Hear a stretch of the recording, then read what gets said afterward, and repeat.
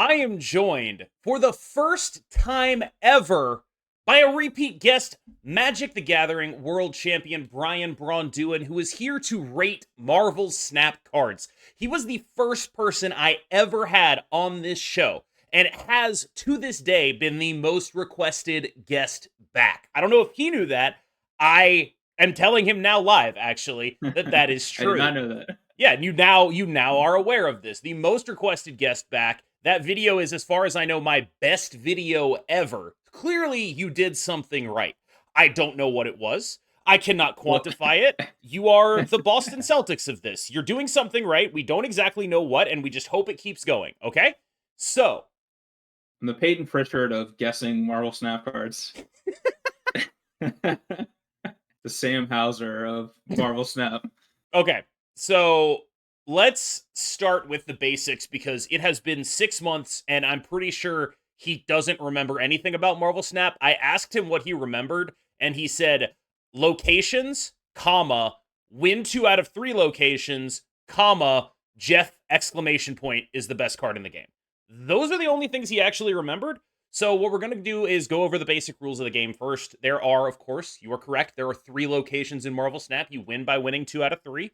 Decks are 12 cards. The game takes 6 turns. The point spread is very straightforward. You see on the screen, there is Angela, 2 cost, 0 power. The blue is cost. The orange is power. There are no toughness in this game. There are just 2 numbers on a card and then what the card does. There are 3 kinds of abilities in Marvel Snap. Abilities like on Angela, just an ability that happens. There are abilities, those are like triggered abilities. There are abilities that happen when the card is flipped up, similar to an enter the battlefield ability from Magic that is an on reveal ability, and there are perpetual abilities which are ongoing abilities. They are abilities that happen as long as the card is in play and doing something continually. For example, discounting your cards by 1 or adding power to another location. Now, outside of that basic knowledge, we can talk a little bit about the vanilla curve of Marvel Snap. The vanilla 1 cost has 2 power. The vanilla 2 cost has 3 power. The vanilla 3 cost has 4 power. The vanilla 4 cost has 6 power. The vanilla 5 cost has 9 power. And the vanilla 6 cost has 12 power. That is, I think, going to be a little bit less helpful than you might think. Anything that is relevant is going to be relevant because it is breaking those vanilla curves. That's just sort of the baseline for you to understand what these cards are actually doing. There are a wide variety of things that have been printed, especially recently, that are notably above curve. Do you have any questions before we get started? I don't think so. Not off the top of my head, at least. I might have questions as we go. That seems reasonable to me. Okay. No, I think it's unreasonable. I Yeah, either have to actually, ask you're them not all allowed to right ask now, questions. or I can never ask another You're not question. Yeah. allowed to ask any more questions. This is where I'm going to take my face off, by the way. Okay. Is this like a Nicolas Cage scenario or something? Yeah, underneath, I'm actually. John Fuck, who was the other guy in Travolta. that movie? Travolta? Yeah, underneath, I'm actually John Travolta. Nice, He excellent. got a lot of plastic surgery to make this happen. This is a face that clearly needs the work put into it. Like you can't just look like this if you say, I don't know, uh, ate popcorn, multiple bags just before you recorded this. That's not what this. You don't get that. You don't get to look like this by That doing that. that definitely didn't happen at That all, for did sure. not in any way happen. I did not eat multiple bags of popcorn before recording. That's not a thing that happened. Okay, so we actually are going to start with the aforementioned Angela. This is a card I did not show you last time. She's actually like one of the first cards you get in the game. This is a 2/0, and after you play a card here, it gets +2 power. Now, I do think that it should clarify here that there are 4 slots on each location. That does seem important to know when evaluating Angela. Okay, so she could, barring shenanigans, get to be like an 8-2 at some point. Or Yeah, like a is that 2/6, 2/8 if you like move something out of there. Yeah. okay? Let me clarify again. The blue number 2, that's how much she costs, right? The Yes. orange number is her base power. Yes. So she starts at 0. So really, we're looking at like 2-6 if you fill up the lane, barring shenanigans. I'm gonna guess this card is bad, because for two reasons. Number one, it's not something you can play. Presuming I understand the ability correctly, she has to already be there for that ability to trigger, right? That is correct. Yeah, so like if you draw her on like a later turn of the game, you aren't getting benefit from anything that you've played before her. So she kind of just maybe does nothing. I mean, maybe you can still get some benefit from her. And the scaling provided maybe doesn't seem that much to me because you aren't necessarily trying to overload a single location anyway, I would guess. So, or I mean, maybe you are, but if you put an Angela in one location, maybe your opponent just concedes that location and you kind of wasted it. Or I guess that wouldn't be a waste. I don't know. I'm rambling here, but my guess is it's not very good. I'll stick with We are starting off with a bang. Um, that. this is 2012 Tarmogoyf. Okay. This is like the two drop of two drops. It is like the big, beefy meat of like a lot of decks right now. So, one thing you actually identified as one of my favorite things about this card is that it is very telegraphed power.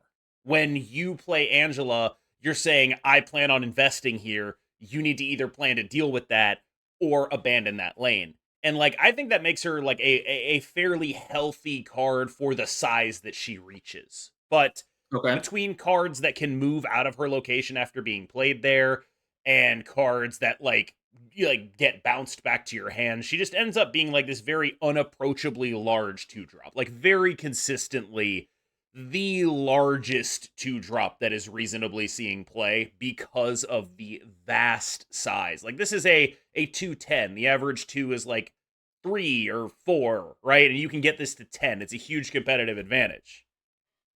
Okay. That makes sense. I will say that I'm gonna go with the Tarmogoyf angle and say that I'm not wrong. I'm just 10 years early. Yeah. In 10 years, this card will be so unplayable. Like, Exactly. That's right. in 10 10 years, this card's years, gonna suck. in 10 years Yeah. they'll have a one drop that's like got 13 power. It's gonna be fine. Everything's gonna be fine. They'll eventually power creep this too, I'm sure. But I think Angela is actually one of the few like cards you get early that is like, oh, this is really good.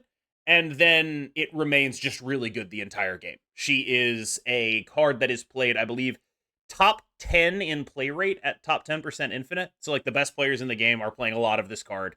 She remains consistently elite throughout the entirety of the game, and huge kudos for that. Interesting. Yeah, that's a surprise to me. Like just looking at it, it just doesn't look good to me. But I like from your explanation of it, I can understand it being good. The interesting Um, thing is when they nerfed it to 2/2 and it gets +1, and I almost feel like that looks more appealing. yeah, I that makes sense. I mean, well, I mean, obviously, because it has 0 initial power, the Yeah. strength of the card is in how much it scales, the Yes. rate of scaling, not in its base of stats, which are meaningless or non-existent, really. So that makes sense to me. That I can see that being a relevant nerf. That's what they did. They ended up unnerfing it, and it was totally fine. This is the card I was really afraid of them unnerfing, and it came back, and it's like this is a really good card, but it's far from oppressive. So that sounds a lot like Tarmogoyf. Tarmogoyf was always, in my opinion, totally fine. I mean, it was pushed. It was very powerful, but it never felt like it needed to be addressed.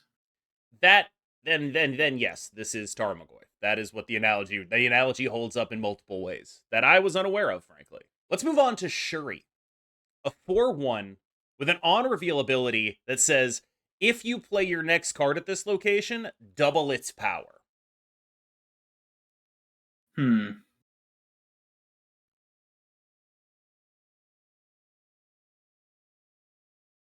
This kind of feels like it's in the same space a little bit as Angela. And I kind of feel like just metagaming here. Like metagaming how cards are, that if Angela is good, that this card would be bad, just as a counterpoint, because they kind of exist in a similar space. So I am gonna guess that the card is bad. I guess my rationale is gonna be number one, this card costs double what Angela costs. So I'm gonna never back down and say that when I was talking about Angela, I was saying that if you play this card, if you play that card later in the game, it maybe doesn't do anything. This card has to be played later in the game, like on the fourth turn of the game, or I guess late, or I don't know, maybe there's stuff that makes you play it earlier or something, but later on in the game. And I feel like at that point, again, like you're telegraphing what you're planning on doing. I'm going to play something at this location that's going to be very big, but your investment into that is a lot larger than it is with Angela. So I'm going to guess that this card is bad, and basically the reason why it's bad and Angela's good is because this one costs twice as much. This is like legitimately fascinating because it's not a bad card, but you are elucidating the issues that keep it from being a truly great one. Like this is for the record, I did not put Angela Shuri here to like do-si do you or anything like that. But the funny thing about this is there are do-si dos in here. Like I did do that thing that I normally do on these. This just wasn't one of them. Shuri's a pretty good card. Like Okay. her deck as a whole has more or less been like underplayed, but I think it's still a very reasonable, fair, straightforward, easy deck to play. And it effectively relies on doubling something and then copying the power of that thing that is doubled. And so you effectively Okay. get to double the double. And in that way, she is sort of the linchpin of that archetype. That is how she tends to play. There are a couple cards that can effectively copy the double, and typically she tends to be played in only really in strategies where you can make it happen across two lanes. So the decks are built to mitigate the weakness that you're talking about. Okay. Yeah, I think some the ability to shift things between lanes, just from this conversation as well as when I had done this before, I'm vaguely recalling some of those cards being that way. It seems like it's a very, very powerful ability in Snap. It is. There's actually a card that I didn't put on here because I figured it would be too easy for you to guess. It's a 3/5 that can move lanes, and it moves lanes and changes the location that it moves to. And I was just like, I can't put that on there. He knows Jeff is good. He's gonna be like, oh, that's just Jeff at 3, and then I feel like you would have gotten that one. And I was like, I can't do that. That's not fair. But yeah, it's definitely an option that is powerful. And so like with Shuri, for example, oftentimes you're targeting actually a 5-drop that can move or a 5-drop that you plan on copying with prohibitively large power. Those are typically how she's played. So you have correctly identified the weaknesses of the card, just you lack the context to know that those are mitigatable. Cool. Yeah, it's interesting that they're both. Yeah, okay. Yeah, it's cool that they're both actually decent cards in their own regard. I mean, you can Hmm. tell me. It almost feels like they would go into maybe different decks though, They but do. maybe that's You are okay. correct. Yeah. There was like one brief bit where you could play like Angela Shuri type stuff, but typically Shuri is like a deck that wants to be playing one card on 4, one card on 5, maybe 2 cards on 6, but one of them is really expensive. Whereas Angela decks are typically like, I want to play like 2 or 3 cards every turn. I want to take a lot of game actions because that's how you maximize the value of the Angela. So typically they are played in different decks, and when they are played in the same deck, that deck is usually kind of an issue. It's kind of a problem. Yeah, like if you're able to actually effectively bridge that, it's almost always been like nerfed in some way, either directly or indirectly. Where like it's just like whenever that exists, it's indicative, maybe not of the problem itself, but of some part of that package being problematic. Because if you're able to bridge those two conflicting strategies, usually that's indicative that something is wrong.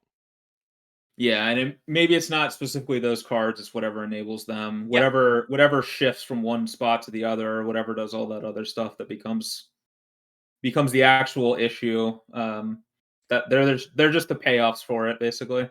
I think honestly that Shuri is probably like one of the most problematic design issues in the game. Because when you think about stuff that you'd want to do, like she's just a card that even if she's not good, I feel like she puts such a limiter on what you can make because you have to be like, all right, what if they Shuri this? Like every single time you have to be like, all right, what if they Shuri this? Is that like a thing we can do? Oh, are we screwed if they Shuri this? And it's just like, oh man, I guess we kind of are. One of the things I noticed is 5 cost cards. There are less 5 cost cards with 10 or more power than there are 4 cost cards with 10 or more power. And I kind of put a lot of that on her. I think it's very hard to make a big 5 cost card and not run into her. Yeah, that's interesting. I mean, doubling is a very powerful effect. It's I guess, multiplicative growth versus additive growth Mhm. has can scale pretty crazily. Mhm. Speaking of doubling, Black Panther 5/4 on reveal double this card's power. Okay, interesting. Um,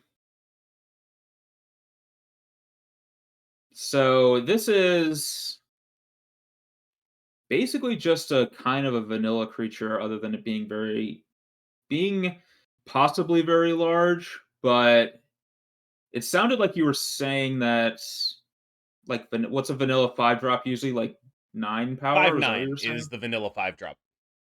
Right. So this is 5/8 without anything modifying it. Um, but I'm sure there's ways you can make it, come in with much more power and then it doubles and then all of a sudden it's, 20 or whatever. I'm gonna guess that this card is not good. I know we just had that doubling, but I'm gonna guess that this card isn't good because it requires too much setup to make it better than just playing a random other like than playing something else. So that's gonna be my That's guess. exactly correct. This actually was the do I set up. I give you Okay. Shuri and be like, Shuri's good, and then I'd give you Black Panther and be like, I wonder if we can get him on Black Panther. No, this one actually is the do I set up, where it's like, this is a card that is likely to take too much effort to make work. Pretty poor win rate, pretty poor cube rate when I looked at the numbers in prep for this episode. Not very good. The thing that it does have going for it is like a very specific combo that's very easily disruptible, but sometimes nobody is playing that disruption. But outside of that context, it is a very poor card. This is a card that you correctly identified baseline below vanilla. You have to go into effort to get it above vanilla. You are more likely to have success doing pretty much anything else. It is not a particularly powerful card. I would argue it is actually, I think maybe the worst card to have ever been on a season pass, I think, would be Black Wow. Panther. Okay. Probably the Quite worst bad. season pass card of all time since the game's release. I think you could say there's one other card that was maybe worse, but it came out in the beta on the season pass. I think Black Panther, since the game's release, is probably the worst season pass card. You can play it after Shuri and then quadruple its Yeah, power. a whole 16. Yep. Woo! It starts out as an Elite 8 and then it becomes a Sweet 16. Yeah, it's not typically the order that goes in. No, no, it's not. Typically goes the other way.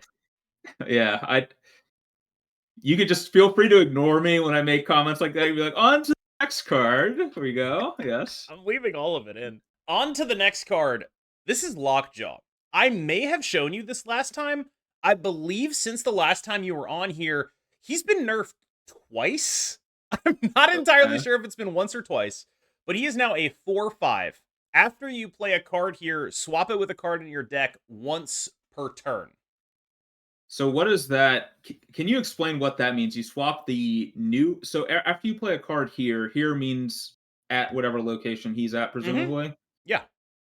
Swap it with a card in your deck, meaning the card that you played Yes. Goes Now you swap it, and do you get to choose specifically no. which cards you swap it with? Full No. Okay. random. Ben Brode designed this Full game. random. This is a card that you put into the on the board next to Lockjaw, goes into your deck, and you just like pull something out of your deck. Gotcha. Um, yeah, I'm gonna guess that this card is good. I mean, I know you said it's been nerfed multiple times, so maybe it's been nerfed to the past the point where it's good anymore, but it just sounds like an incredibly good card. Like, even though there's a random element to it, I guess your deck's only 12 cards deep, so you're going to have a minimum. You're going to know approximately what your options are. You've built your deck in that regard. You can play something that costs one and swap it for something that costs, I don't know, like four or whatever. Or you play something maybe, I don't know, actually. So, like, let's say I play something that has an effect when it You get the gets effect. played. You get the effect, and then you get the new card as well. Correct. Do you get the new card's effect as well if that You also has an do. effect? Yeah, I would say this card sounds really good to me. I mean, I'm willing to be wrong, but this just sounds great to me. Well, it's a good thing you're willing to be wrong because this card is not that good. It was one of the best cards in the game. In the beta and even into global release, this card was a 3/2, so it cost one less, Mm, and it did not have the once per turn clause. So at mm, one point in time, this was just like an aggressively powerful card where it was just very much doing exactly what you're saying. But here's the thing. 4/5 stat line's actually pretty bad, especially when you have that once per turn clause on there, because you play it on 4. The earliest you swap is on 5, unless you're playing a bunch of cards that cost 0 in your deck, which are always like kind of terrible and like casino-y. So you end up in a situation where you're not actually getting all the value out of it that you want because you can only do it once per turn. So you do it on 5, you do it on 6, and it's like, okay, you're going through all this effort to set up this, but your results are not guaranteed, and other people are going through similar effort to set up similarly large stuff, right? Like when you compare this to a Shuri, you play a Shuri into a big guy, that's a lot more reliable than playing a Lockjaw into a small thing that you hope to get to a big thing, while you also play small things elsewhere around the board because that's how you're efficiently using your energy, because you got 5 energy on turn 5. It's just a little bit too convoluted to be consistently good at this point. Your baseline analysis of the effect is correct, you just don't have the time. This is like an instance of Marvel Snap's 6-turn limit sincerely impacting a card. Like, this card is balanced around 6 turns. You can't make this card if there are, say, I don't know, 8 turns in a game. It's much stronger. yeah, that makes some sense to me. It's like, yeah, I'm seeing a little bit of a theme here of a card that costs a lot that's trying to benefit a future thing might not be as good. A card that costs a lot that's a payoff for previous stuff, maybe that's going to be a lot better. I'm not sure if I would be that blanket with it, but I'm interested to Okay. see where that theory goes with for the rest of this episode for sure. Yeah. Hopefully, yeah. I'm baiting myself already. We'll see. We'll see where it goes. Next up is Blink. Blink is a 5/7 with an on reveal ability that swaps the last card you played with a higher cost card from your deck. Okay. So the last card you played, meaning any Whatever you previous played before turn. her. Gotcha. Okay. With a higher cost card from your deck. Interesting. Yeah, this one is Yeah, you see the 1/2 now, but you don't know which direction I'm going. yeah.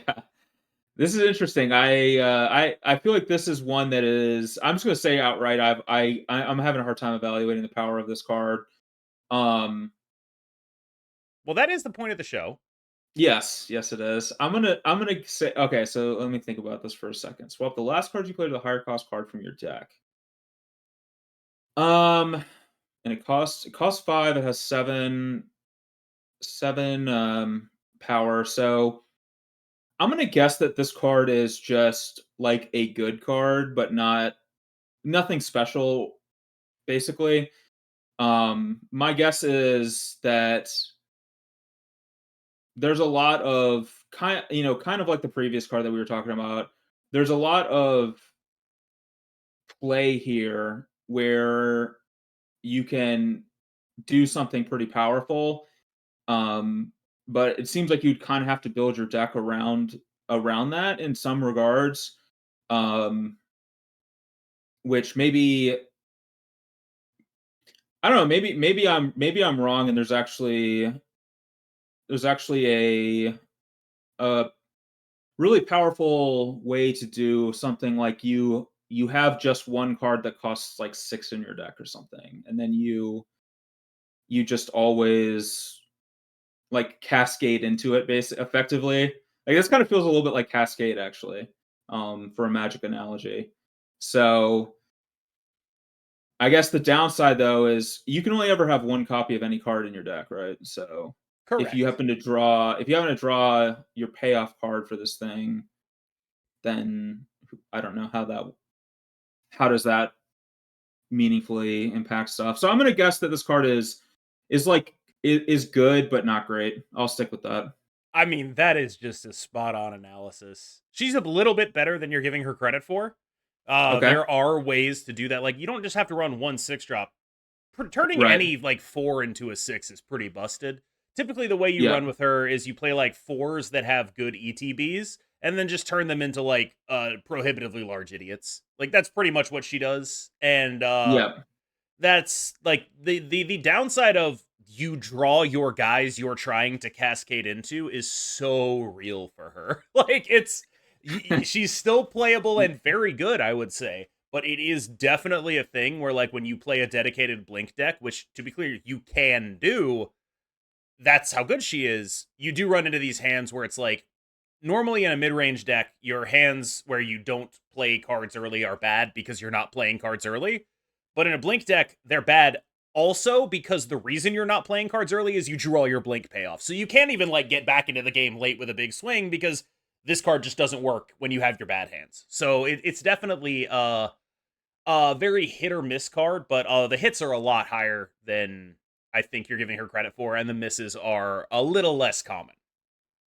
Right. And yeah, I mean the other thing too I was thinking about, but I don't know if I even mentioned it, it's like you have to if you want to swap into a 6 or whatever, Mhm. I guess this has to be your only 5. No, And you can then play. you You're have to fine swapping into fives. You're cool Oh, with that okay. too. There's Yeah. some big fives, right? Like typically, Okay. it's just like you play the 4 for the ETB, and then you convert that bad body that is balanced around the ETB into a good body, whatever that may be.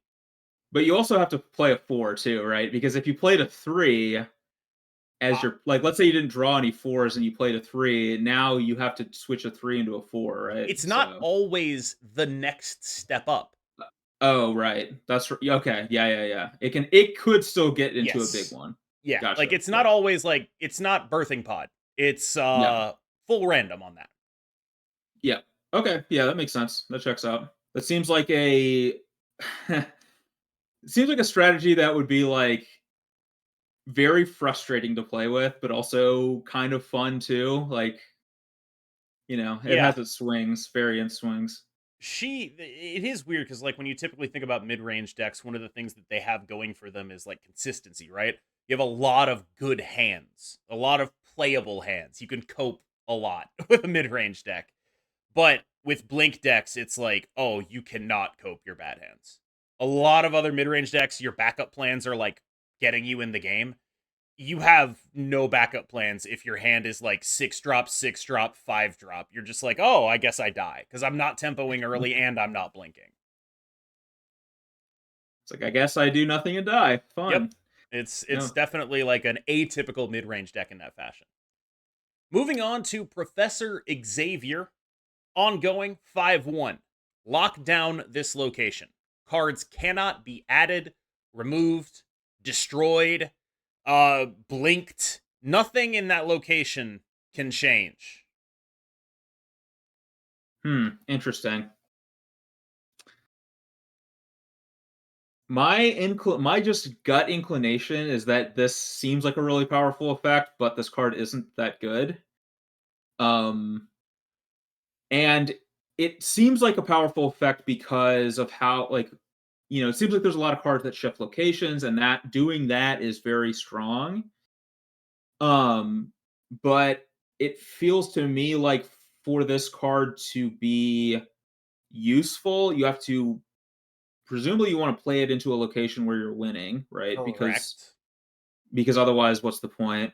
I mean, I So love locking in a loss. That's awesome. yeah, well, that's been my competitive career is locking in the L. But so in that regard, maybe I should change my mind. But Yeah. yeah, so you want to play into a place that you're winning. So you have to already be winning in a place, and it has to be a situation where there's volatility there, where your opponent might want to shift cards out of there, or or maybe if you don't play this professor into that region, they would just add to the region, and so on and so forth. But yeah, my guess is just that this is bad. Like, yeah, maybe you play this card and you've locked down a win in one region or one location rather, but what's happening in the other two locations? You've just invested 5 mana, 1 power Yep.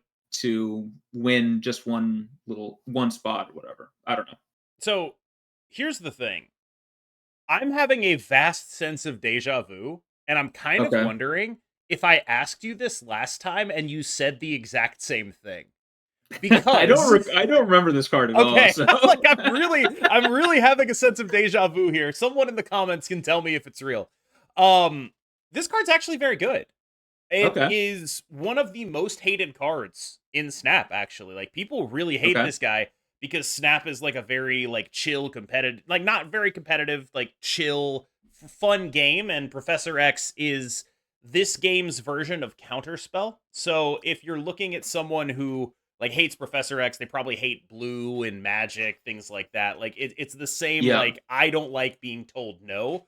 And he's really good. Like, he is the playable no card in this metagame, where it's like, you hmm. had a plan? I'm sorry, you don't have a plan anymore. I win this location. Sorry, dude. I'm gonna figure out a way to win another location. It's gonna be fine.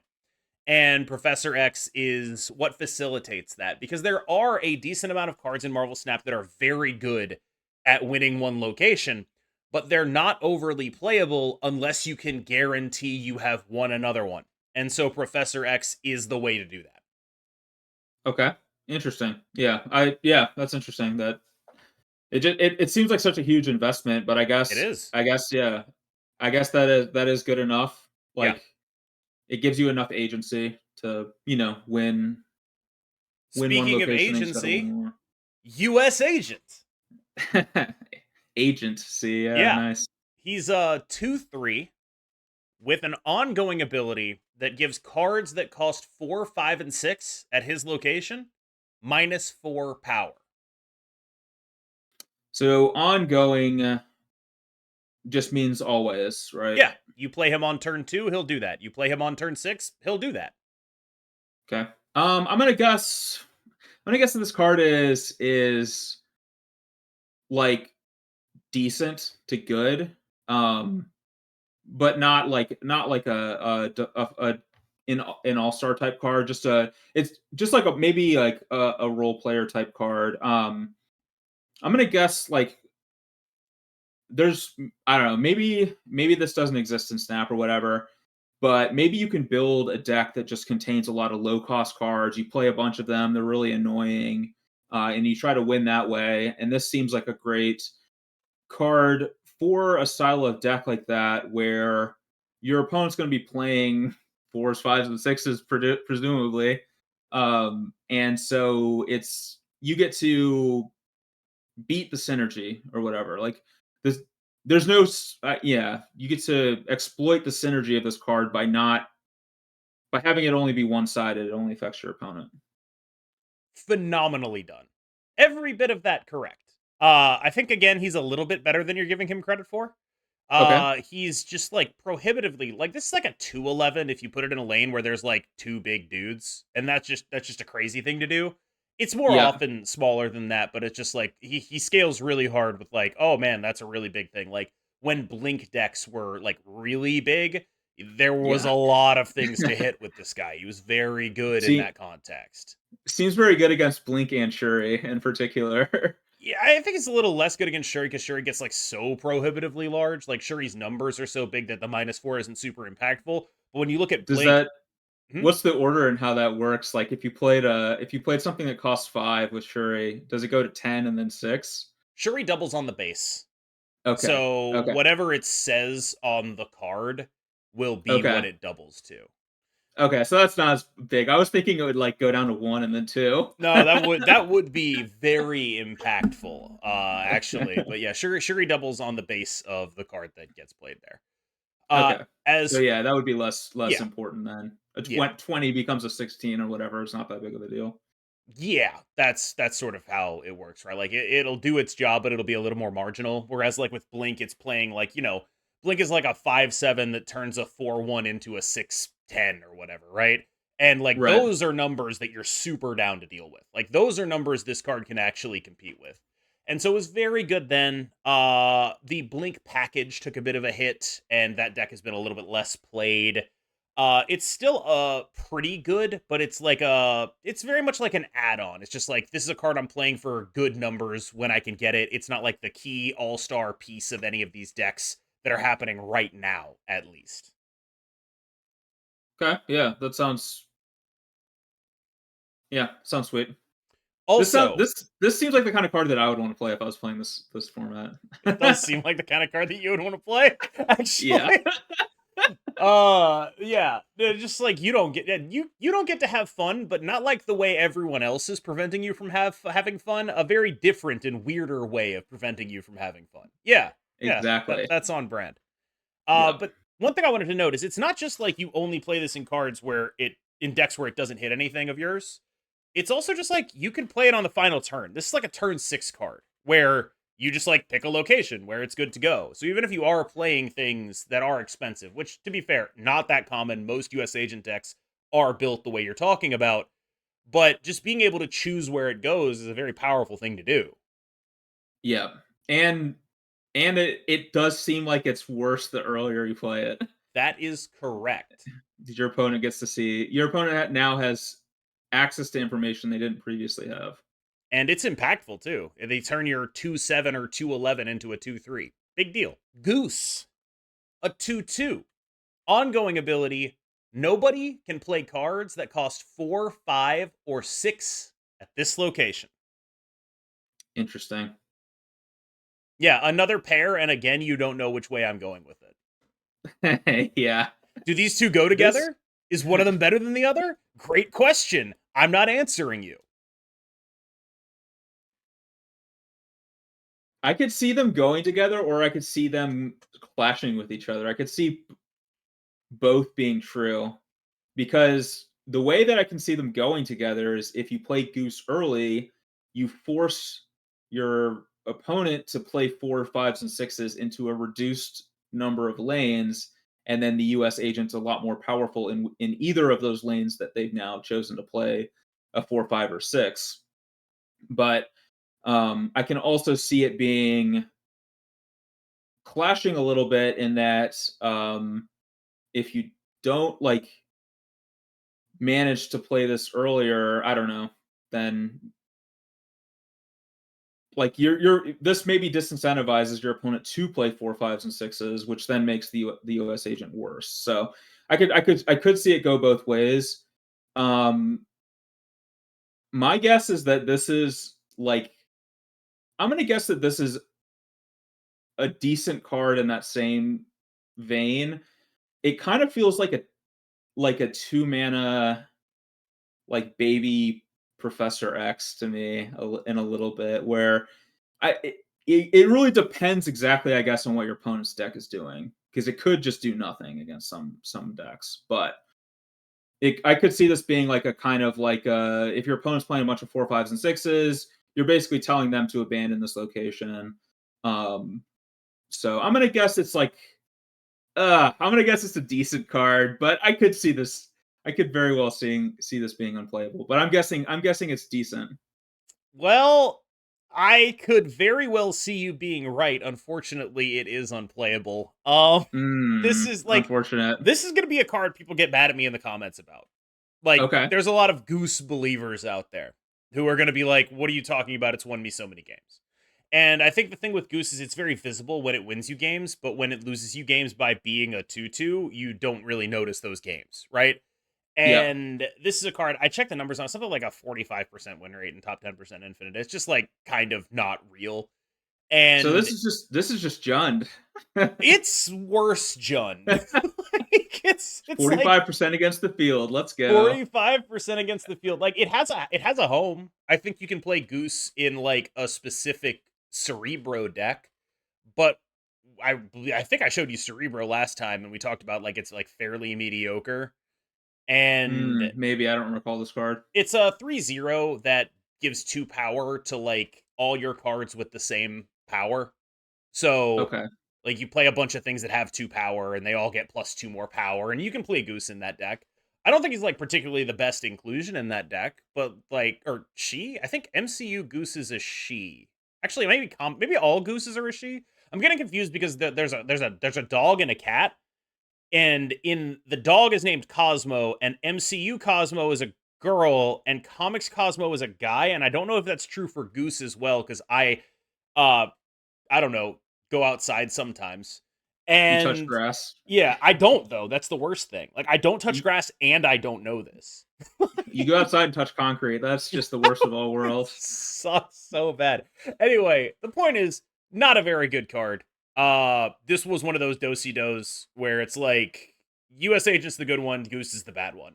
And if you're gonna get mad at me in the comments, I mean, go ahead at this point. I'm just used to it. Well, I took the bait. I got baited. Mm-hmm. Mm-hmm. I'm a master baiter. I was hoping this was a reverse scenario where both were fine.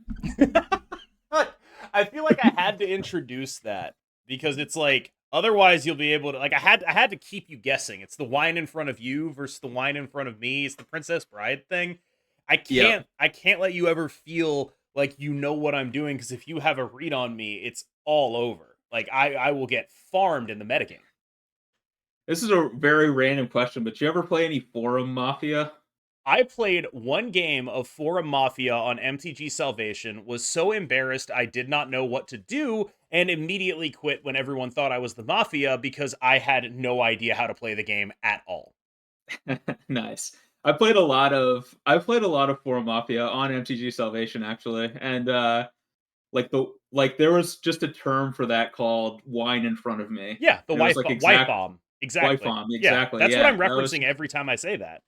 Like I nice. found that terminology very useful, but Yeah. most if I just say wife bomb in the real world, I won't go any well, no one will know what I mean, so I always make sure it's clearly referencing the Princess Bride, I'll be the Vizini. one person who actually knows Yeah, we like what shared you're talking we shared about. this incredibly terrible experience together.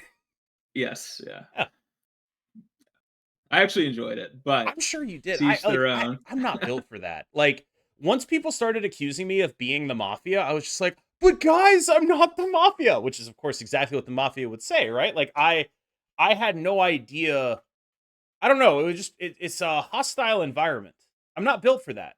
He says on a YouTube video with open comments. Yeah, I'm not built for that. Let me check the comments on this video. You suck. This is the worst video I've ever seen. Well, thanks for that early introduction to my comments. Thank you.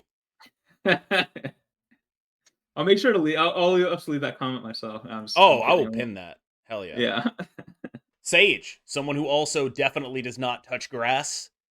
3/0 +2 power for each different power among all other cards here. Hmm. So that's on reveal. Yeah. So that locks in. Yeah. Oh, okay. Interesting. I'm gonna take a page out of my own playbook. That has So worked so well for you so far. it has absolutely not. And I'm gonna say this is another like decent to good card. And my reasoning is that you can play this card with a bunch of random garbage in a location. It's going to come in as like 8 or whatever, and then you can move those cards out of that location if you need to afterwards, and it just stays at its 8. It's like the opposite side of an Angela. It's like the late Angela or something. I don't know. That's fascinating. Because I think you're like onto some underlying dynamics that are more or less true, but you're off base on the fundamental power of this card. This Okay. card is very often larger than 8. Oh, wow. Very Okay. often just super big. And typically, one of the things that I think people underrated about this card, and I underrated about this card until I really sort of sat down and thought about it, was what are the lanes that have a lot of cards in them in a game of Marvel Snap? They're the lanes both of you are trying to win, which means that like she's clutch, basically, is what I'm getting at. She has the Okay. clutch gene. When you're in a high leverage situation and both of you are competing for one lane, she is phenomenally huge. Like she'll get to like 12. Like she will be big as hell. It is very common to see like a 312 coming out of this card. And How does so it get to well, let me ask this, how does it even get to 12? Like, aren't each did different you say there's power among all other cards here. So your opponent's oh, so it counts cards your opponents too. and your Oh, wow. cards. Yes. So it's even so I thought it was good not even realizing it counted your opponent's cards. Yes, it's like very large, and also, yeah, she has the clutch gene. The Michael Jordan, right? Like she has that clutch gene. She also, and I think this is kudos to the designers of this card. She feels like you have to do math to play this card, and she's like a Yep. nerd. Like her flavor is like techno nerd, and I think it's kind of nice that they were like, oh, let's give the techno nerd the card that feels like homework.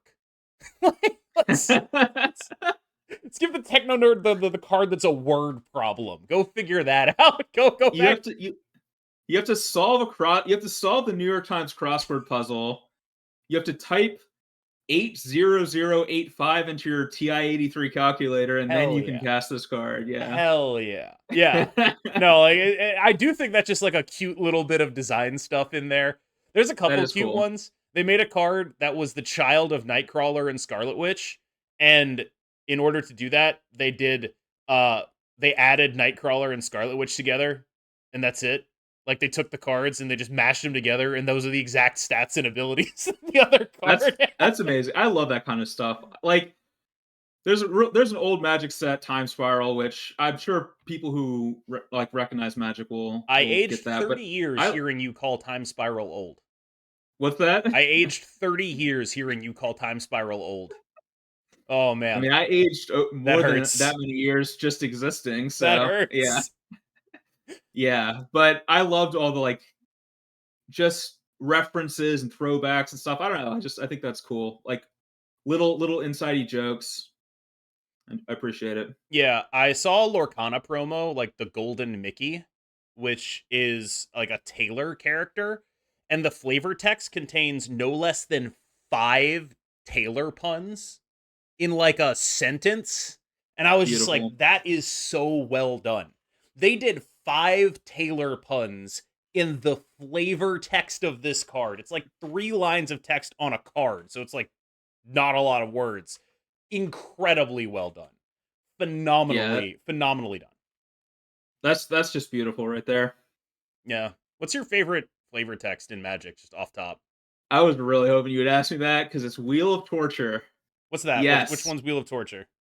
Wheel of Torture's flavor text is it's just well, first of all, the art is just a giant wheel that's torturing somebody, Sure. as one might surmise. Is the flavor text And just like, ah? no, the flavor text is I'd like to buy a bowel. Mine is my favorite flavor text in Magic is Goblin Offensive. And the flavor text is, of course, they certainly are. Certainly. Oh yeah, that's That's classic. That's really good. That's a top 5 for I sure. love that. Yeah, that's a beautiful breaking the fourth wall flavor text. I 10 out of read it in the 10. voice of like the narrator from Arrested Development. Like that's who it feels like is talking to me there. They Yeah, certainly are. exactly. Yeah. That's exactly the vibe. So your sage advice would be to put this card in your deck? On to the next card. Nice. You've learned from your mistakes. Next up is War Machine. On reveal, until the end of next turn, nothing can stop you from playing cards anywhere. This is a 4/6. Okay. I'm gonna guess that this card is bad. That's just my snap opinion is going to be this card is bad. My Well, guess all for of these that. are snap opinions. That's right. Oh yes, you're right. My immediate opinion Sure. is that this card is bad. Also, my snap opinion. Yes, I think. So here's my horrific, probably horrifically flawed explanation of why. It's 6 for 4, so it's already not doing a whole lot by itself. It's I guess it's fine, but it's not like you're not excited by that. And then the on reveal ability only matters in situations where something has stopped you from playing cards anywhere. And I don't know how regular that happens, but my guess is that's not something that you can really bank on happening all that often.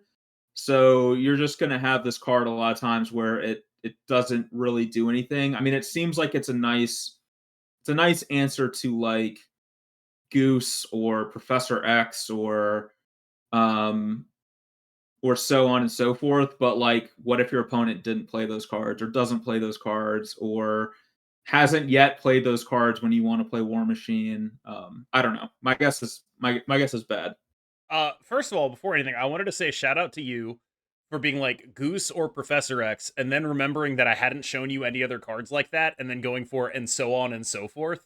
Because that is phenomenally done. I, as someone who ad libs every YouTube video that I've ever done, I totally understand where you like get in the middle of a thought process. You're like, I need a third here for rule of threes, but there is no third, and so you just go off. I totally 100% understand that. You are also exactly correct. Despite the fact that Professor X is a really good card, War Machine is kind of unplayable, and a lot of that is, Professor X is a really good card, but in the top 10% of Infinite, he's got like a 22% play rate. In like ranks 70 to 99, he's got like a 13% play rate. It's just not worth it. Like, it's just not worth countering. And additionally, the type of decks that lose to Professor X are very often like combo decks, right? Where it's hard for you to fit an anti-tech card in your combo deck that is there to do a specific combo. It's hard to do that, and it ends up just not being worth it. That is exactly correct. Awesome. Broken clock. Broken clock is right. What is it? Twice a video. What was the well, hold up there, where you were like, what is it? You had to think about how many times it was. You were like, how many times is a broken clock right? Is that what was going through your head right there? I was trying to just think of how to even word it. Oh, I okay. was I was yeah. like, did you forget the idiom in the middle of the Actually, idiom? actually, I'm going to. All right, I'm gonna come clean. The reason it took me a while is because I'm gonna say this on this video, and you guys can mock me for it in the comments if you want Sure. to. But I had what I thought was a banger of a line. There's a guy on NFL Twitter who I'm not gonna say who it is because I don't want to get into that Sure. fight, but this gentleman's takes are frequently incorrect, Can or I I say believe who it them. is? Because I absolutely know. You feel free, It's feel free. I mean, Warren there's so many Sharp. of them. It's Warren Sharp, right? It's actually not, but that's a Whoa, good that's guess. crazy. It's Yeah. not Warren Sharp. Okay, I didn't know. There's like 100 of them that are all the same, Okay, so you could fill in for him as well. But sure. I had this banger of a line where he like had this the person I'm referring to had this horrible take, and my line was like, "A broken clock is right twice a day. This guy removes those 2 times." I don't know. I No, thought it's a that good line line. Yeah, was yeah, good, yeah. but that's what I was thinking about when I was saying that. I can't believe it's not Warren Sharp. That's crazy. Like I don't Yeah. get to dunk on Warren Sharp though, because everyone's like, "Oh, Warren Sharp." What kind of asshole picks a name that implies he's like the smartest guy around? It's like my name's KM Best. I don't get. I'm like the exact person who cannot dunk on a gambling guy named Warren Sharp. I don't get to do that. Yeah, that denies you the the joy. Yeah. I get to dunk on him, but right now was unfortunately not one of those times. But it could I apply to him as really well. felt confident in that guess. I was like, it's gotta be him. Ben Baldwin? Yes. Yes, that is Okay. correct. There we go. Can I leave that in the video? Sure, why not? I'm already committed at this point. Claw, 5/4, ongoing ability. The location to the right has +8 power. Okay. I'm gonna be honest, I don't even understand how this card works. The location has power? What does that mean? Okay, so you put him on the left location, and he sends like a little laser beam that gives 8 power to the middle location. You put Okay. him on the middle location, and he sends like a little laser beam that gives 8 power to the right location. You put him on the right location, he doesn't do that thing. He does nothing. Yeah. Gotcha. So he's not like a it's not like a Mario 2 situation where you go around the right It side of does the not screen, loop back around. No. come back through the left. No. Okay. Claw. So he costs 5 to do this. Interesting. Yeah, this is interesting because he is effectively 12 power and he's split between two zones, which seems like it has would actually probably better than putting just 12 power into one zone. Not I don't know if that's necessarily true. That might be wrong, but my intuition is that it's better to put 4 in one and 8 into another. Um so but he does cost 5 to do this. Um I'm going to yeah, I'm gonna guess that this is a good card. And you would be correct. This is a good card. I Excellent. actually made a video advocating for this card to get buffed among like, 5 others, like 2 days before they actually buffed this card. Like, I Nice. I So got you caused them to buff this card I is what I'm highly hearing. doubt that that is an accurate statement. However, I will take credit for it. I Of highly course, doubt it to be true. However, I will still claim it. as you should. You can't Yes. prove that it wasn't a factor. Don't quote me anything about like, oh, they lock in this stuff a week early. Duh, you can't prove that. You can't. We don't know. We don't know. I could have done this, but yeah, Claw is a very powerful 5 drop. Not like oh my god OP or anything like that. Just like there are decks sometimes that's just like, oh, you know what I need is just like a good 5. Claw is just a default good 5. You do not have to put work into him. You do not have to make a bunch of sacrifices to make him good. He's just a good 5. Attacks 2 locations, does it pretty well. Strong card, pretty straightforward. When we talk about blink decks, a lot of sometimes the 5s are Claw, right? Because you're just like, I want a good 5 that I can like rip out of the blink. And then you have to think about like where you're playing the cards that you're trying to blink, things like that, because Claw does have that requirement. I Yep. just bring that up because one of the ways to sort of mirror break the blink mirror when it was a big thing was actually going tall instead of going wide, going like super tall on one location instead of playing a claw, playing a big 6 drop that went really tall instead of playing like a Doctor Doom, which is sort of like the claw of 6 drops. This is that so like you are exactly correct in the sense of like generally it's better to split. There are some specific situations where it's not. But Yep. generally your intuition was correct there. Sweet. Yeah, this card also seems like the kind of card I would enjoy playing. Yeah, it's like I think one of the things that players who come from other card games tend to do a lot of is like deterministic attack all 3 locations to make it so your opponent has no possible winning moves. There's a lot of like that instinct, and I think Claw gets to add a lot of that stuff. Yeah. That makes a lot of sense. Cannonball. Move the highest power enemy card here away. If you can't, destroy it with a rock. The way it's worded is very funny, yes. Like It's like I it's good flavor. I'll tell you what actually happens. If the card can't move for whatever reason, uh other locations are full, it has an ability that says it can't be moved, it gets just blown up and replaced with a rock. And and what is a rock? a rock, of course, is oh, that was such a good setup, but no, it is N- this. nice. You This like the flavor card text the on that, by the way? I do enjoy that. This card, there's like a tweet that was like really popular a few months ago where Hmm. it's like It's like me and my friends would have beat ET up with hammers. I can tell you that much. I don't know if Yeah, you've yeah, seen yeah, that yeah. tweet. A few years ago, but yes. Oh, years ago, maybe. Man, Yeah. my concept of time just doesn't exist Sure. anymore. But Same. when I saw this destroy it with a rock, that was the first thing that came into my mind. Like, Me and my friends would have killed ET with rocks. I'll tell you that much. Yeah. Okay. yeah. Sure. Sure. Sure. Sure. Okay. So move the highest. So how does moving it away? Do you choose where you're moving it to? God no. You don't choose anything in this game.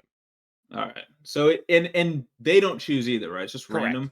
It Okay. goes to wherever there is an open space.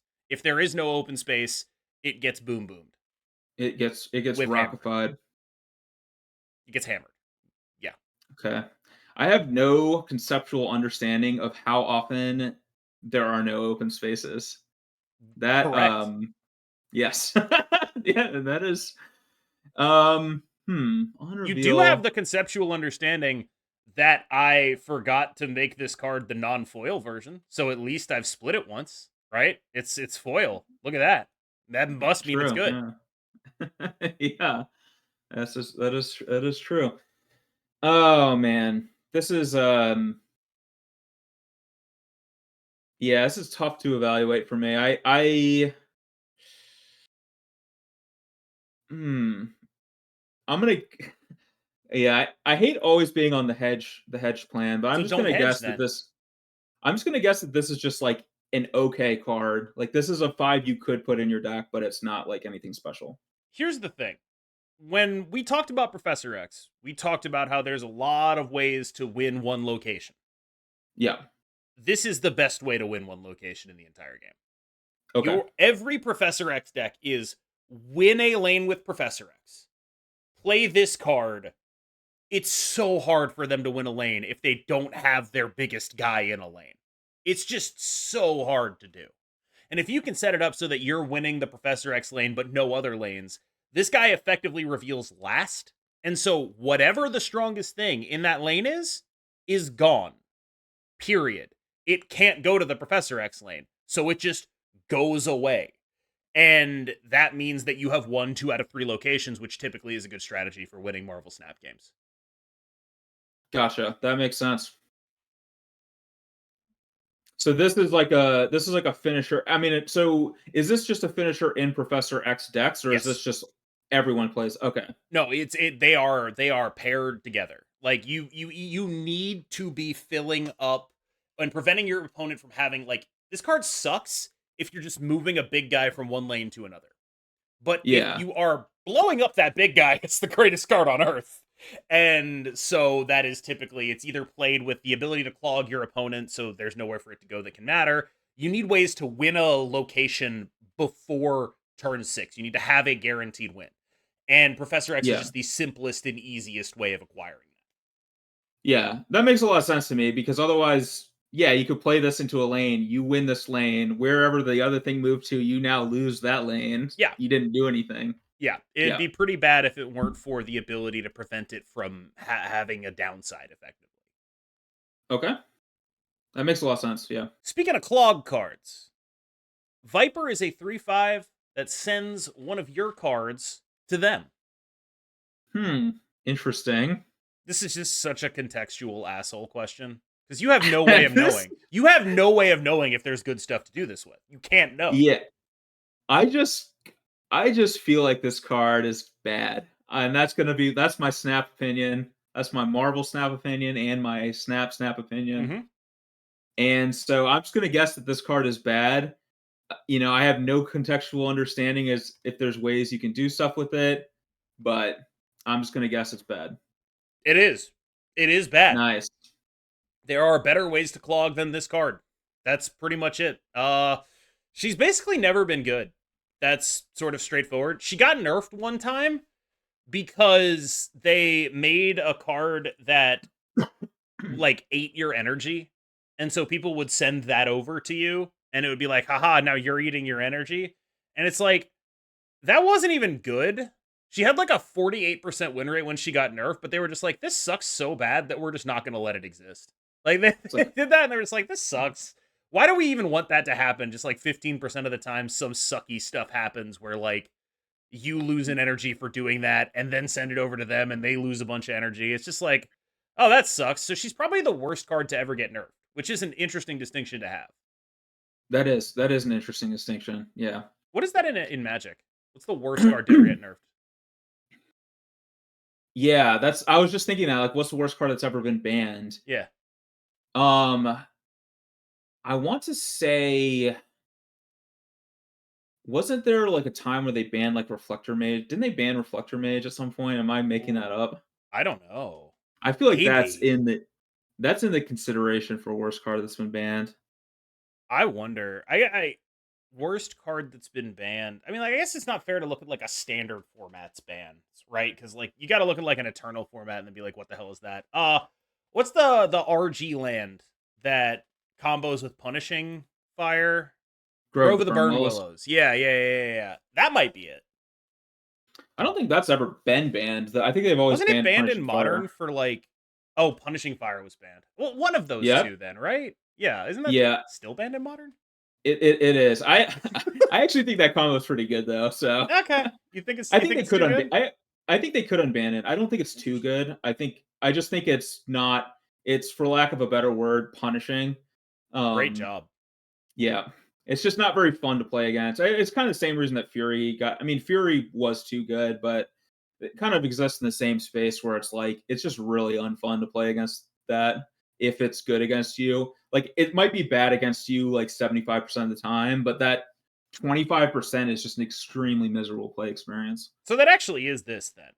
Like Yeah. that actually is the analogy here, where it's like you need these two cards specifically, and most of the time this is not very good. But if it's good against you, it's just like okay, that blows. And so yeah, get Yep. nerfed.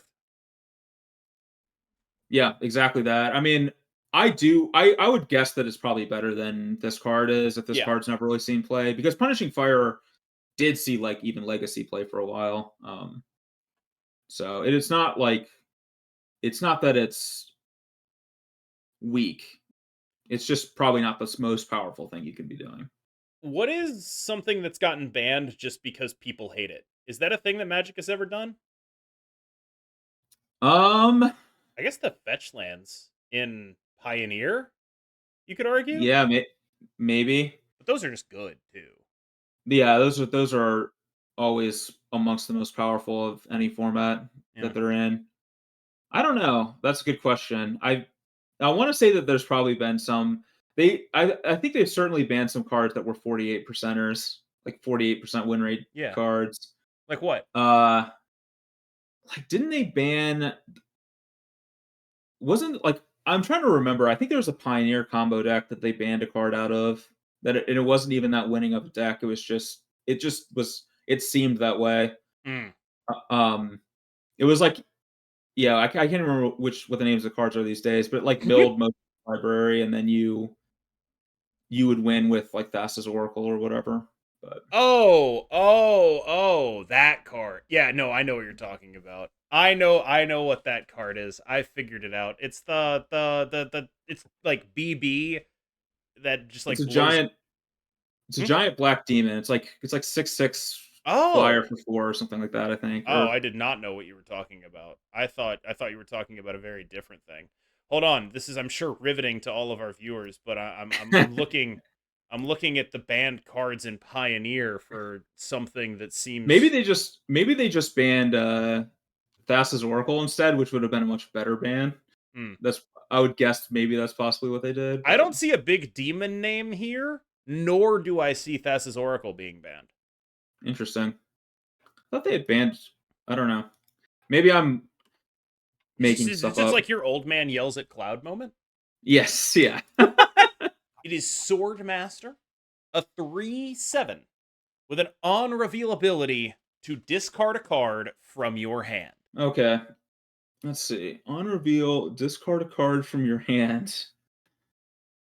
And again, this is You do not pick. so you do not pick.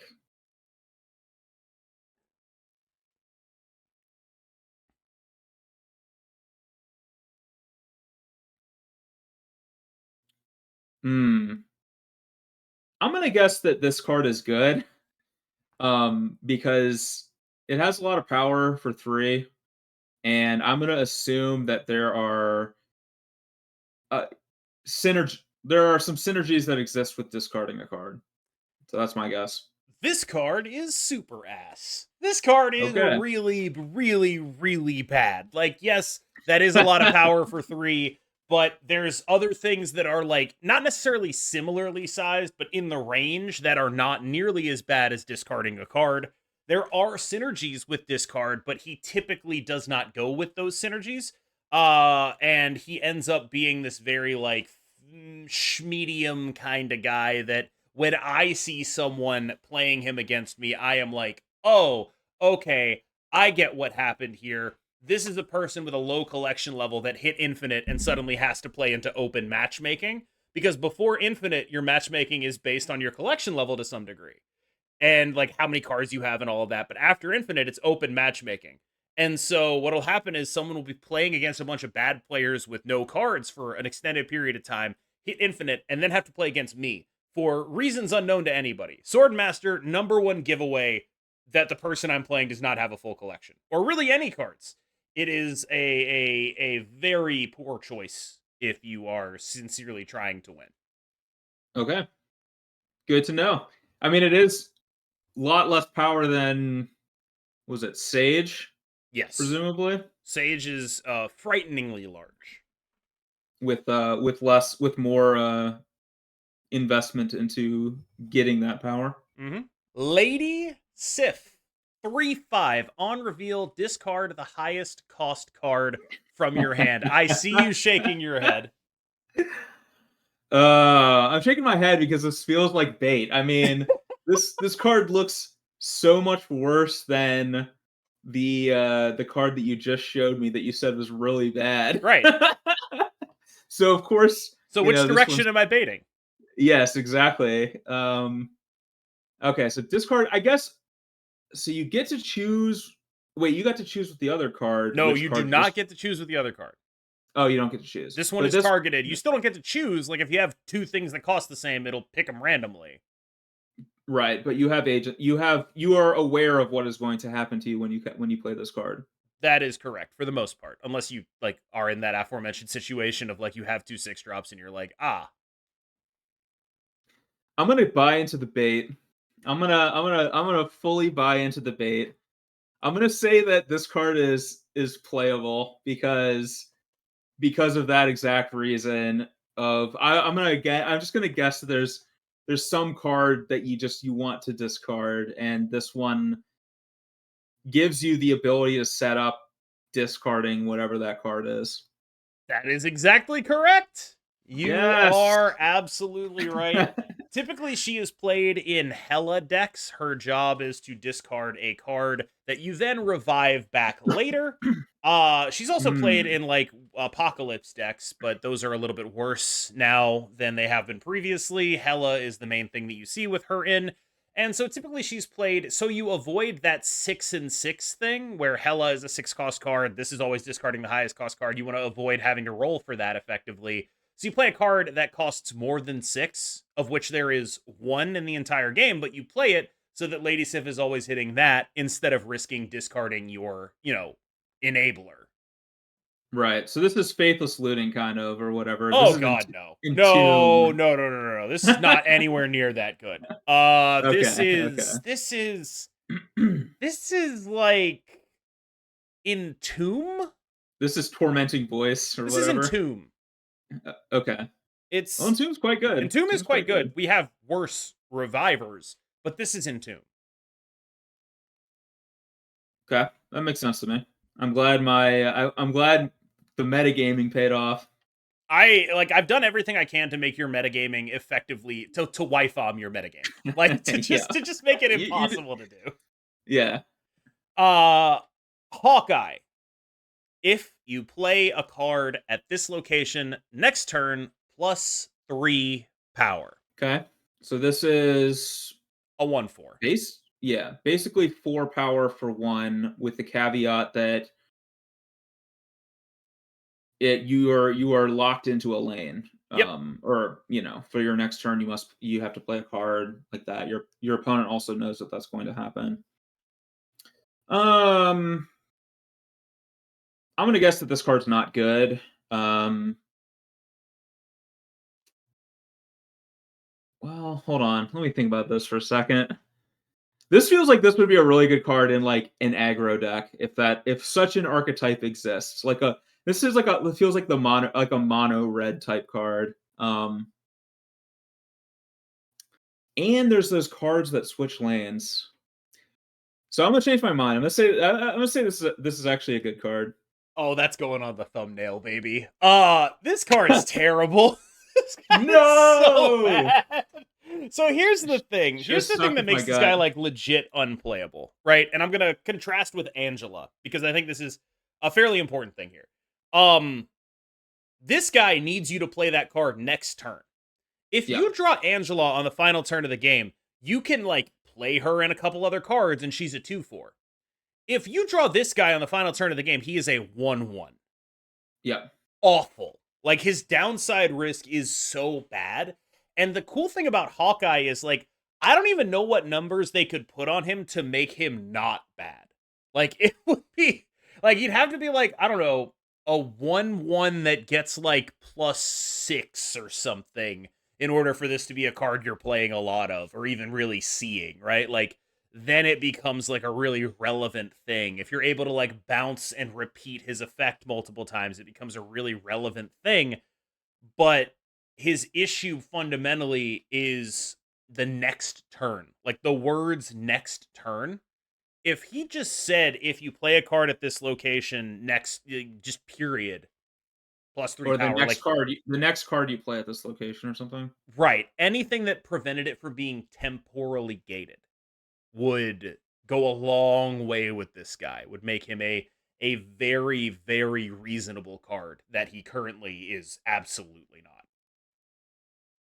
That makes sense. That was my initial thought, and then I baited myself. I'm glad you can't see my cam because when I do the thumbnails for these, I look for a card that was good that you said was bad and a card that was bad that you said was good. And I don't think there have been a lot of cards that were bad that you said were good. So, this one is probably the thumbnail. Nice. You sniped me with Hawkeye. Yeah, Perfect. right on time. He's got the clutch gene. He does. He's the step back. He's the Luca step back 3. Yeah, shout out to Rudy Gobert. Adam Warlock, a 5/5. After each turn, draw a card if you're winning here. Okay. I'm gonna guess that this card is bad because it costs 5. There's only 6 turns, so you play this on the 5th turn. Okay, so how does after each turn? You get him on the 5th. You would get his ability on that 5th turn. But that would there's only 6 turns in the game, right? Correct. And there's no like there's it's not like Magic where it's like my turn and your turn, so this happens No, multiple times. it's Was that? extremely simultaneous. It is not like that. Okay. Right. So in a normal scenario, the most that's happening is this is drawing you 1 card if you play it on the 5th turn and you're winning in the location which you play it. That is what it does. Yes. Okay. I appreciate your restraint and giving in not providing too much Yeah, information. I'm not letting you. I'm not getting metagame today. No, sir. Yeah, that's right. Yeah, I mean, I think I yeah. Um, man, I just so it's basically a 5 power for 5 that generally speaking is going to draw you 1 card. I don't know how valuable drawing a card is. I'm going to be honest. In a 12 card deck, maybe it is extremely powerful, which would make this card good. But my intuition is that this guy's a little small for what you're paying into him, and there's only 1 turn of relevancy here and so my guess is he's not good. That is correct. You have absolutely nailed it. This guy is not good. However, yeah, drawing a card is really valuable, which is why this guy is not good. Like they are very clear on like we don't really want to make this guy super good. He started as a 0/2. I had Glenn Jones, who's like the lead designer of Marvel Snap, on my podcast, and I was like, what is a card that you just don't really feel like you can reasonably buff? And he listed, I think, Adam Warlock as that answer, right? Because it's like we don't really know what to do with that card exactly. It's just like a very hard card to make good, because if it's good, it's really good, and if it's bad, it's not playable at all. They tried making it a 5/4, that did nothing. They tried making it a 5/5, that did nothing. And I think they're in a place where it's like, what are we supposed to do? Because if we keep adding power to this card, it will eventually be good, and that would be bad. It's kind of a hard corner to be backed into. Yeah, that makes a lot of sense. That some cards like that are just there's no real good angle there. Mhm. And anytime you reduce that blue number down, suddenly Yes. this card is drawing a lot of cards Yeah. potentially. It's just hard to do. I sympathize with that for Adam Warlock's sake. It's like I don't know what I would do with him either. I mean, I don't work for them, so it's like kind of like me looking at a construction worker and being like, "Well, I don't know what to do. I'm not a designer, right? Like, of course I don't know what to do with this." But it's definitely like a situation where I can see and be like, "Oh yeah, that's like kind of a huge problem. I totally understand. I can understand how bad that is, and if I can understand how bad that is, that's probably a bad thing." Yeah, that checks out. And you know what not to do with this card, and that is to put it in your deck. That is correct. There was this really fun thing that happened where it went from a 0/2 to a 5/4 and like got massively better but still unplayable. But there were a bunch of people who were insisting that it was better as a 0/2. And so it's like I don't even like it wasn't, but it was also unplayable at 5/4. So it's like, I don't know. It's like, sure. It's unplayable probably most places.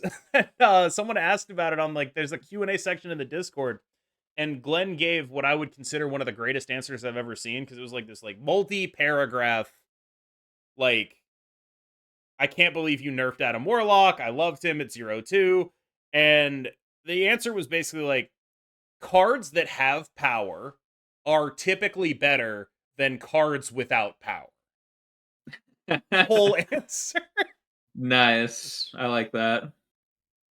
Cards that do things are good. Cards Yeah, that don't do things are bad. it's Yeah. true. Red Hulk, a 6/9. When your opponent ends a turn with unspent energy, it gets +4 power, whether that be from your hand or in play.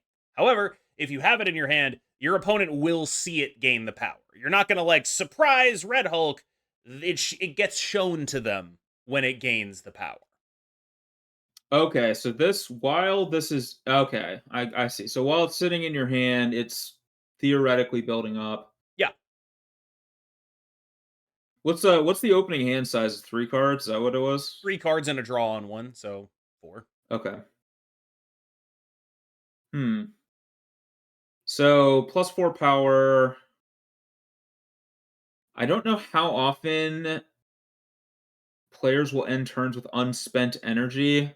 Like my guess is like a couple times a game, maybe. So if you had this in your opening hand, it's probably getting to 13 or 17. Um, which sounds kind of large to me, but maybe it isn't for 6. I will I don't confirm know. that 17 is pretty large for a 6. Okay. Vanilla 6 is 6/12.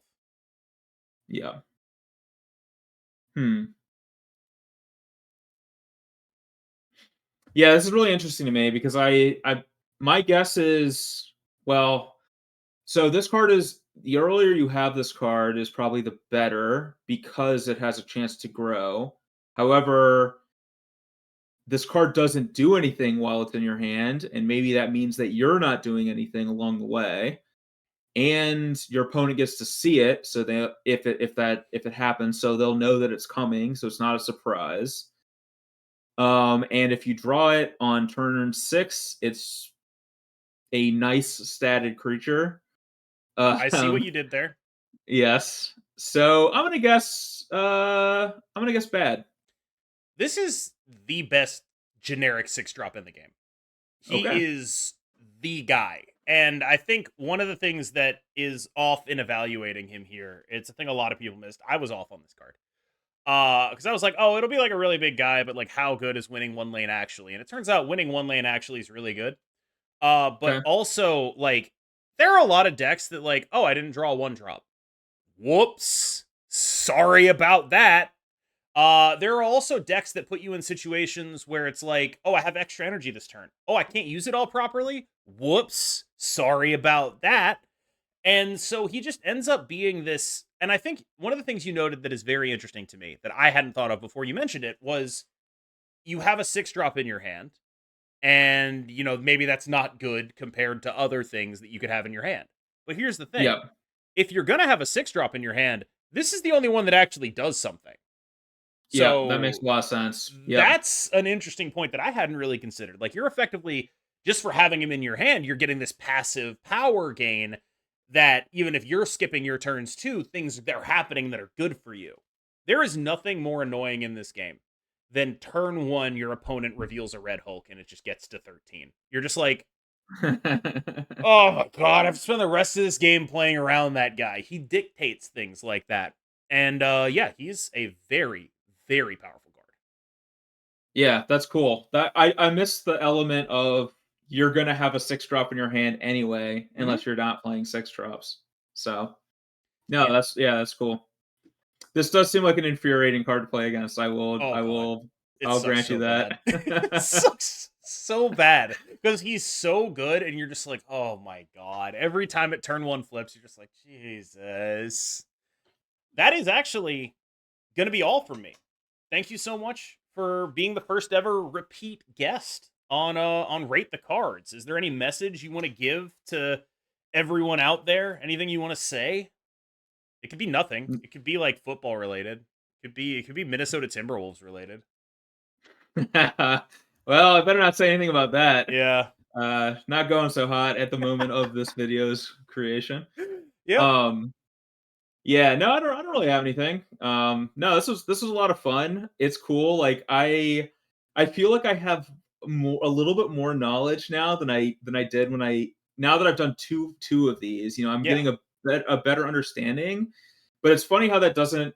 I'm still wrong about cards all the time. So it's really. I don't know. I kind of enjoy that. Like it's cool. It's like, okay, I've like learned all these little things. Let me try to apply that to the next card, and it's like still wrong, because I missed something else or whatever. So it's really cool. There was So so much like correct analysis, wrong answer in what you were saying. Like, even when you were wrong about something, you were right about a lot of the underlying dynamics of it, just wrong on the magnitude of the impact. I feel like that mm, happened like 3 or 4 times where you were like, here's the downside of this card. That makes it bad when it's like actually that downside is mitigated and there's no real way you can know that. yeah, and it's really funny. Like you were, or sorry, it's actually not that funny. It's just really interesting. It's just a cool dynamic where you're talking about how like people initially were thinking some card is bad and then later thinking it's good. Um, I consulted on Modern Horizons 3, which is a set that's coming out Yeah. this summer in Magic, and it's really cool to me to see people's opinions on cards that they're posting because That's there's a lot of cards that people think are really good that when we were testing these cards, did not think that they were that good. And there's a lot of cards that people are saying nothing about. And when we were testing, we were like, wow, this card is really, really good. So it's really interesting to me to see that because also what actually happens in reality is not going to always match what our opinions in testing either. So it goes both ways. It's like, we're going to be wrong about cards, and the community at large is going to be wrong about cards. It's really interesting to see how it goes either way. if you're watching this Marvel Snap, you should hire me to do that because I like money and I'm good at your game. I actually saw your Twitter post where you posted about the combo with like the UG Flipland Flicker Wisp Eldrazi guy. I love Yep. that, like, down to the T where you called it like in quotes the combo. Rocks Yeah. so hard. I want that to be good so badly. Yeah. Oh my It god. I don't think it's bad. I don't know if it's good. Like it was that card went through some I'll say that card did go through some changes because Because at of one the point in time combo? it was the combo was very, very strong. Nice. Whether it's still strong enough, I'm not sure, but The combo. Long live the the combo. combo. And Yeah. with that, it is time to end. Thank you so much to Brian Braun-Duin for being our first ever repeat guest. As always, if you enjoyed that video, please do like and subscribe. I will leave BBD's socials in the description. Although I think I remember last time I was like, hey, do you want to promote yourself? He was like, not really. I have a Twitter though. And so that's what we're gonna put in the description. That's sort of where we're at with this. Thank you so much. And to you, the viewers, thank you as well.